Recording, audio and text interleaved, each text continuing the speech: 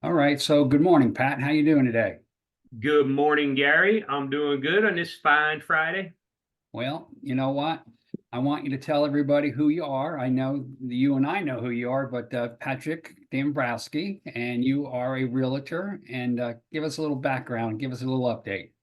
So I work for Keller Williams Shore Properties. Been in the business probably on and off for over 20 years.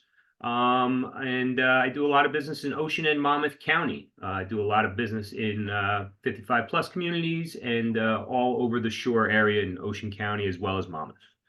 Uh, And you have been pretty busy lately, and pretty good last year as well. I mean, you've been staying busy. Yeah, I've been fortunate enough to do Circle of Excellence. I every year that I've been in this industry full time. So Circle of Excellence, for those that don't know, would be kind of a sales award that they give you. And there's only, I think, the top 5% of realtors in the state actually make the Circle of Excellence, something along that. Can't quote me on that stat because I'm not 100% sure, but I know there's only few realtors that actually do it. So I am a full-time realtor. And yeah, I mean this year, even with the rates kind of bobbing around a little bit, I think I've been fortunate enough to be pretty busy for the first quarter and looking forward to the spring and summer. Yeah, well, one of the stats I recently heard, based on last year's production or home sales, let's say, in January and February, we actually have seen more transactions completed this year, January, February, than last year. So we definitely are looking like it's going to be a more positive real estate market this year for buyers and for sellers. So I think we're all hopeful on that. Yeah, and also to add to that, we've also saw large percentage gains in average cost of the homes from January to January. So prices continue to climb.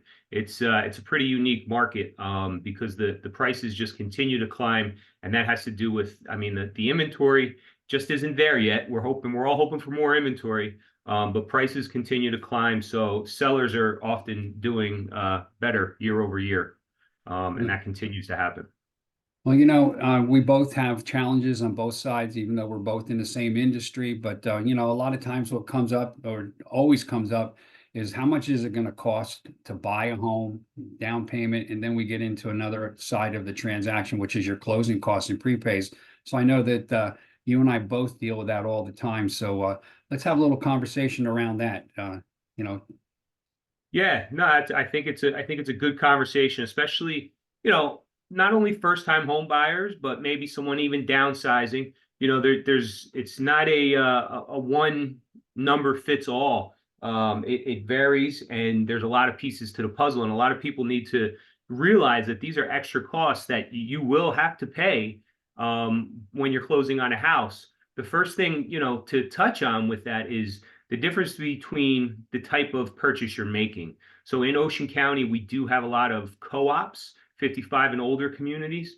So in a co-op, there is also closing costs. You may not have the same closing costs as a fee simple or a condo structure, but in the co-op, a lot of times you're going to have what they call a capital rec fee that you're going to have to pay. That's typically 3 to 4 times the monthly HOA. Some developments they call it a capital rec fee. Some call it an admin fee. I seem to, in my experience, have seen that it's 3 to 4 times the monthly number.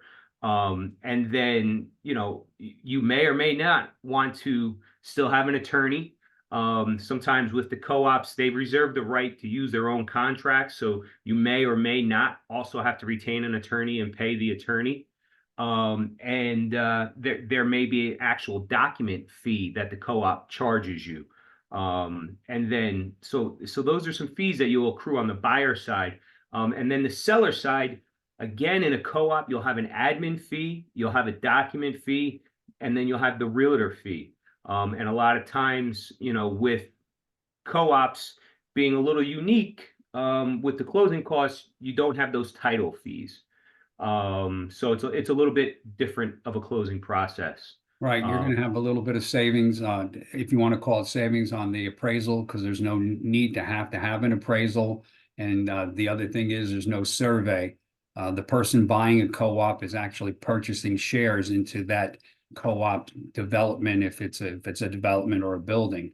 So it's a little bit different of a transaction than buying real estate. And not that we do a lot of financing in Ocean County on co-ops because most of them are only purchased for cash. But we do have some co-ops that are financeable in Monmouth County and further north. It's quite common to have co-ops that can be financed, but most of the co-ops that you're dealing with, they are cash buyers. Is that a requirement typically? Yes, yeah, and I'm on the phones as most salesmen are all day long, and I find myself explaining the co-op process in Ocean County. Most of the co-ops, in my experience, are all cash purchases in Ocean County. I haven't come across any that will accept financing. So you don't, your closing costs aren't as big, but you do have to buy the home for cash. So for instance, I have a home on the market right now in a community called Cedar Glen West. That home you can buy for $70,000. It's an 800 one bedroom, one bath in an HOA community, but you have to buy the home outright for 70,000, and then the closing costs are what we spoke about. Where on the flip side, when you get into a fee simple or a condo, the buyer's out of pocket expense closing costs that they have to be prepared for. And sometimes, you know, people don't always understand this, and there is some right out of pocket expenses that they have to. So out of pocket, typically your inspection, which could range anywhere from $350 to $1,000, depending on what you're getting tested, right? So I think we spoke about that once on one of our other calls with the inspection stuff. So you have an inspection out of pocket expense, you have an appraisal, typically out of pocket expense. And those are two big ones that are usually out of pocket that can't necessarily go rolled up into your financing. In addition to that, what you're going to be paying above and beyond, but a lot of times it does get rolled in, would be your title search and your title insurance, which is very important just to make sure nothing's leaning the property. Escrows and homeowners insurance. That's something a lot of people, and I know you probably have to explain that on a regular basis. And sometimes people will use a percentage and say, oh, that, your closing costs are going to be anywhere from 2 to 4% of a transaction. But, I know, and this varies. And because of these escrows right here, I mean, property insurance and property taxes, that depends on the house you're buying. It depends on, there's a lot of pieces to that. How big is the house? What is the insurance going to cost on the house? And obviously the property taxes itself. Well, In addition, go ahead. two items that we sometimes often have to explain that are different on the condos is that there's a lot of times an entrance fee. And an entrance fee can range anywhere from a few hundred to a few $1,000s just to become a member of the association and get access to purchasing a home in that community, as well as because there is a monthly HOA fee, homeowners association fee. A lot of your condominium and management companies want to also collect escrow, sometimes 3 months and sometimes as much as a year on some of these condos. I have a transaction closing this morning, actually this afternoon, that wants 1 full year paid up front on the HOA fees, and then they did have an entrance fee as well. So that is common with condominiums and sometimes also townhouses. So that's another item that gets added to that list of how much money is going to be needed, not only for down payment, but my closing costs and these two other additional items. Yeah, definitely. I mean, the HOA fees, and again, HOA, whether it's a condo or a 55 plus community, they name these different fees. I know the condos are a little bit different. They retain, depending on how the property is deeded. But the capital rec fee and an admin fee, they name these different fees, but it's going to cost you a little bit extra. And then depending on the type of, the loan as well, I know my son used his VA loan and bought a house, and there was a VA fee. So when he looked at his closing documents, he said, well, I thought I was paying this for the house. I said, well, you are, but you do have a VA fee as well when you take a veteran's loan. And that's a really long conversation I'm sure that you could get into that we don't have to get in, but that is just an extra closing cost on a VA loan as well. Just another piece. And then of course, as a buyer, in most situations in the state of New Jersey, you're going to have an attorney. So you'll have to pay for that attorney as well.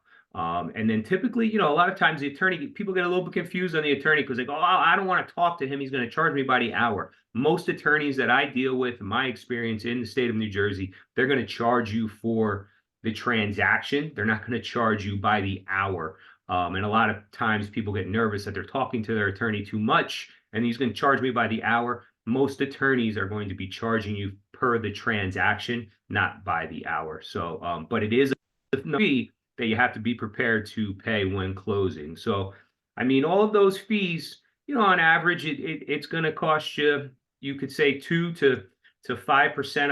I'm not sure what percentage would really be good, if it even is good to use a percentage number, but you have to plan for these fees and talk to your realtor and know and your mortgage rep and know the fees that you're going to get into on the buyer side to make sure that you're prepared to cover those fees. Well, I think that when we do business, Patrick, together, and best practice, I believe, is that we do a full consultation right up front and give them all those estimated fees right up front, preferably before they've made an offer on the property, but definitely as soon as they sign a contract, let's go over all the estimated fees because it is necessary to determine all that. And no one wants to be caught off guard or surprised at the end that I didn't realize there was an additional X amount of dollars that are needed. So when you and I do work together on these transactions, I provide right up front a total cost breakdown so they can see all these figures that are estimated, but they're pretty close to being the true figures once everything comes together by closing. So I think Yeah. that's the best practice.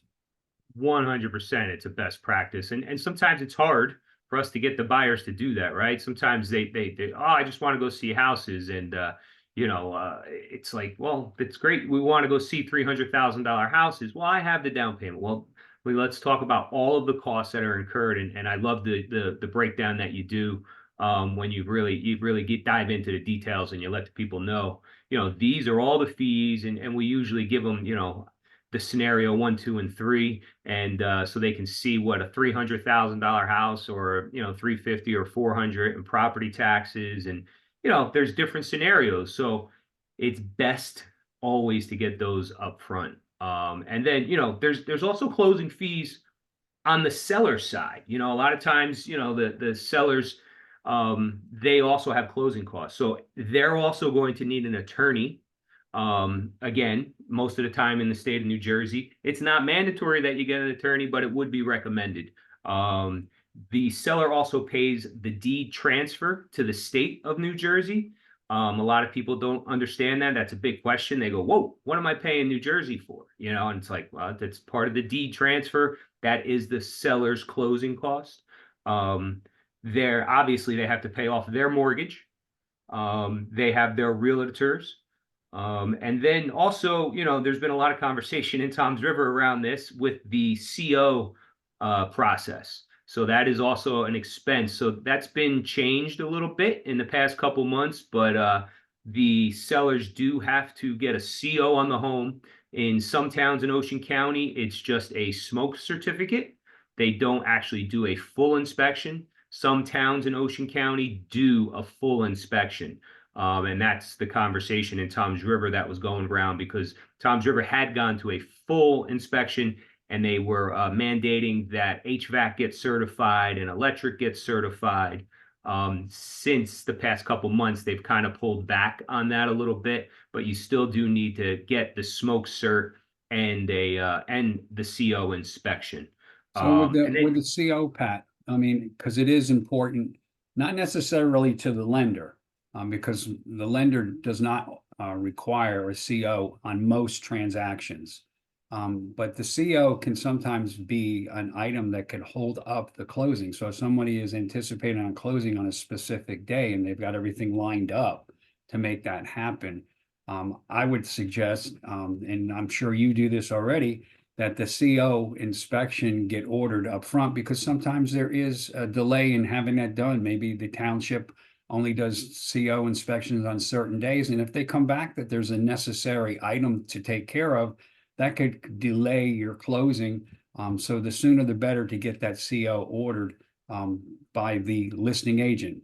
That's also a good idea, right? 100%. I mean, what I like to do is, whether I'm dealing with a buyer or seller, I do try to tell them to pull their own Oprah report. It's town information. You can go on your town website, pull an Oprah report. I always like to start there when you're ordering your CO, because basically the town's going to do that anyway. Okay, some towns require what they call I call it a Lonnie letter of no interest. So basically all the town does is they pull an Oprah report. They make sure you have no open permits, right? You may have had something done 5 years ago and the plumber may have not closed out that permit. You may have paid him to close out the permit. You may have paid him to do the work in full, but for whatever reason, that permit just never got closed out, never got signed off on.